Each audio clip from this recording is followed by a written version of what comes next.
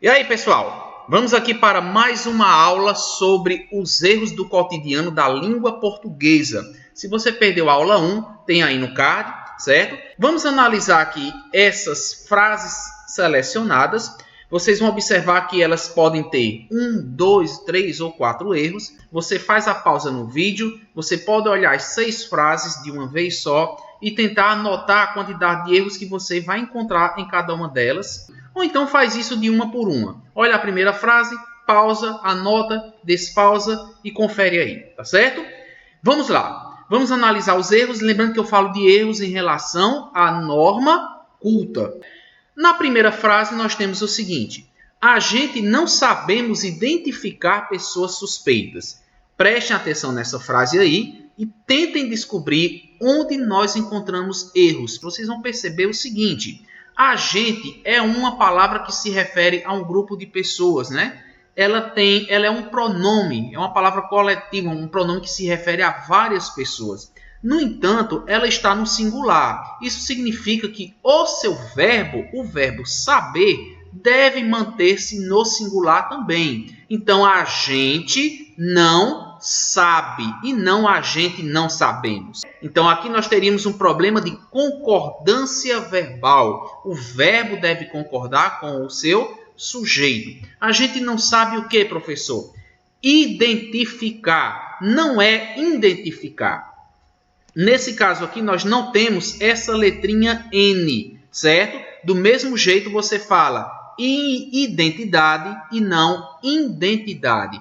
Identificação e não identificação, ok? Portanto, a frase correta é desta maneira que vocês encontram aqui. A gente não sabe identificar pessoas suspeitas. O cardume seguia seu rumo sem rumo sobre aquelas águas sujas.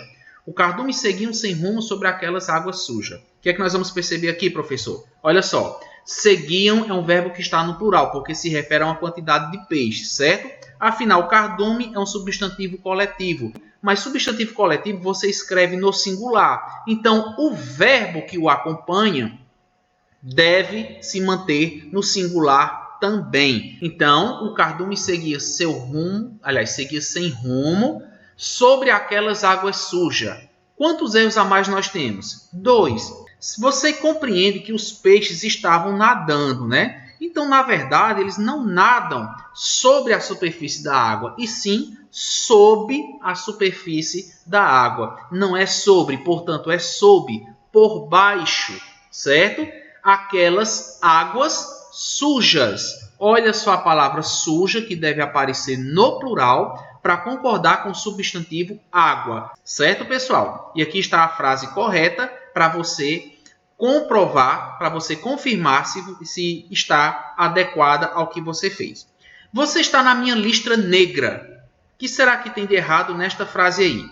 Pausa o vídeo e olha, e vocês vão conferir o seguinte, já antecipei. Você está na minha lista negra e não listra negra. Por quê, professor? Há uma questão gramatical chamada parônimos, que são aquelas palavras parecidas. Parônimos quer dizer nomes parecidos na escrita na escrita e na pronúncia, certo?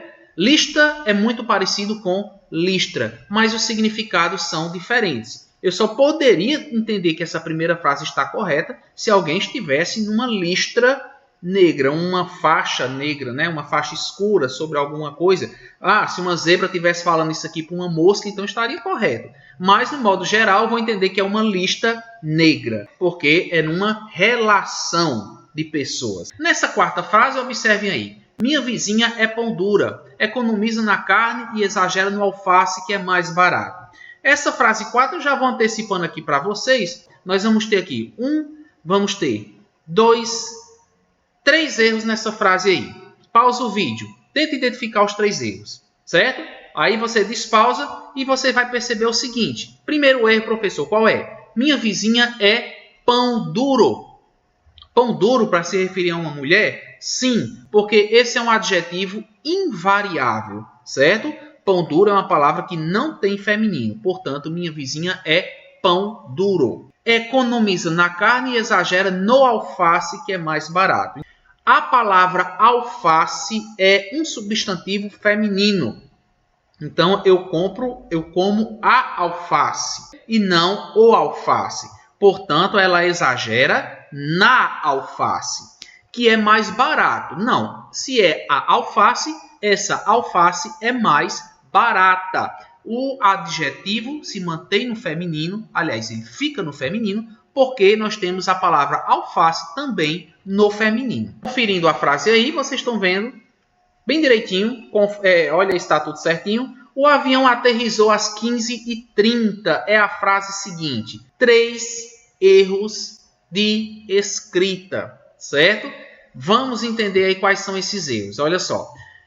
Uma frase tão pequenininha, né? O avião aterrissou. Gente, existe o verbo aterrissar, mas também eu posso falar aterrissar. Então, veja só. Eu escrevo aterrissar com 2 S ou eu escrevo aterrissar com Z. Mas nunca vou escrever aterrissou com a letra S, tendo som de Z, certo? O segundo erro está na crase. Se você tem um indicativo de horas, com a preposição em artigo as, ela deve vir craseada. Então, às 12, às 3, às 4, às 5, às 8, às 11, sempre crase quando se referir a horas, ok? Professor, 2 erros. E qual é o terceiro erro? O terceiro erro está na colocaçãozinha desse H representando as horas. Porque, na verdade, o H tem que ser minúsculo. E outro detalhe, se aqui é uma representação de horas e você não coloca o M de minutos aqui, tudo bem, eu posso fazer dessa forma. Mas eu também posso fazer o seguinte, 15h30 horas, botar o Hzinho aqui no finalzinho, já que eu não coloquei a palavra minutos. Outra forma também de você usar essa expressão indicando horas é você colocar 15, um H minúsculo, 30 e depois vai entrar aqui o MIN, que é a abreviação de minutos. Você não vai abreviar minutos só com M, porque M minúsculo é metros. MIN para minutos, certo? Nós optamos aqui por aterrissou com 2 S's e nós optamos aqui por 15 horas e 30 minutos, como eu não quis dizer os minutos exatos, o H minúsculo para as horas. Ok, pessoal? E nessa sexta frase aqui, vejam só, eu vou mostrar aqui uma coisa para vocês bem interessante, que é o sentido que a frase quer passar para o leitor, mas a forma como ela foi escrita acaba dizendo uma outra informação, certo? Prestem atenção aqui. Cuidados com os pingos da chuva que faz mal. Professor, onde está o erro dessa frase aí? Vamos mostrar logo a resposta, porque aqui eu vou mostrar para vocês é a questão da vírgula, certo? Olha só. Primeiro não é cuidados, é cuidado.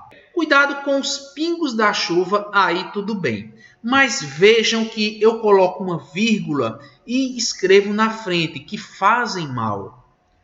Qual é a diferença, professor? Na frase acima, o que é que dá a entender com a ausência da vírgula? Que eu estou pedindo para que alguém tenha cuidado apenas com os pingos da chuva que faz mal. É como se eu dissesse que nem toda chuva faz mal ou que nem todo pingo de chuva faz mal. Então, nessa frase aqui, em vermelho, estou dizendo isso. Cuidado com os pingos da chuva que faz mal. Ou seja, só com aqueles que faz mal. Os que não faz mal, você não precisa ter cuidado. Por que eu estou dizendo isso? Porque eu não tenho uma vírgula para fazer uma pausa, certo? Então, a ausência dessa vírgula torna essa frase aqui uma frase restritiva. Então, cuidado com os pingos da chuva que faz mal. Só com aqueles que faz mal. Quando você vê a frase de baixo, e aqui é a questão da intenção, normalmente a gente costuma dizer para as pessoas, principalmente para crianças, que a chuva faz mal. Então, eu tenho que dizer com a vírgula, cuidados com os pingos da chuva, que fazem mal. Olha a diferença de sentido. Quando eu coloco a vírgula, esse que aqui, ele tem uma função de conjunção explicativa. Então, eu estou dizendo que é para você tomar cuidado com os pingos da chuva, que eles fazem mal. E aqui nós temos o terceiro detalhe. Eles, os pingos, todos os pingos da chuva. Estou generalizando. Eles fazem mal. O verbo aparece no plural. Por quê? Porque o verbo fazer se refere aos pingos da chuva. Os pingos da chuva fazem mal, certo? Então, primeiro probleminha é o cuidado, que é no singular. Segundo, a vírgula. Essa vírgula vai servir para que a oração seguinte seja uma oração explicativa. E o terceiro detalhe é a colocação do verbo no plural, porque eu estou realmente generalizando aqueles pingos de chuva que fazem mal. Ok? Bom, por hoje é isso aí. Espero que vocês tenham gostado e a gente se vê aí na próxima aula. Tchau!